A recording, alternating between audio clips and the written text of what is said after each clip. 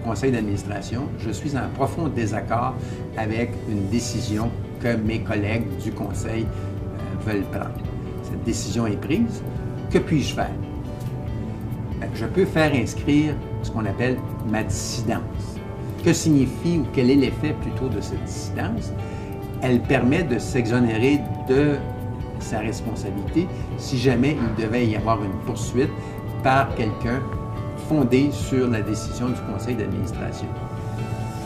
On ne devrait pas utiliser une dissidence pour des questions mineures, ni à titre tactique ou stratégique pour tenter d'amener la direction à faire certaines choses. La dissidence est une question importante qui doit être utilisée raisonnablement et je dirais avec parcimonie.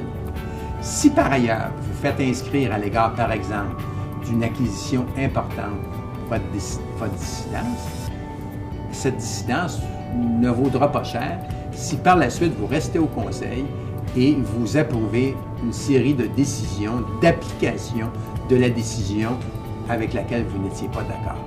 Il pourrait être donc opportun, dis-je, de vous poser des questions, à savoir si vous ne devriez pas plutôt démissionner si cette différence de vue est fondamentale pour vous. Rappelons que l'inscription d'une dissidence est soumise en vertu des lois constitutives à une procédure. Donc, il est important pour la personne qui veut exprimer cette dissidence de vérifier la loi et la procédure qu'il doit suivre.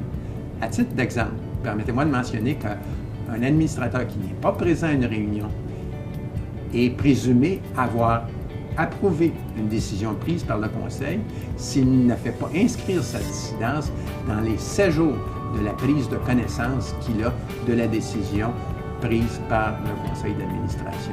De même, un administrateur qui est présent doit s'assurer qu'il respecte les formalités et qu'il communique avec les bonnes personnes par écrit, ainsi que le prévoit la loi.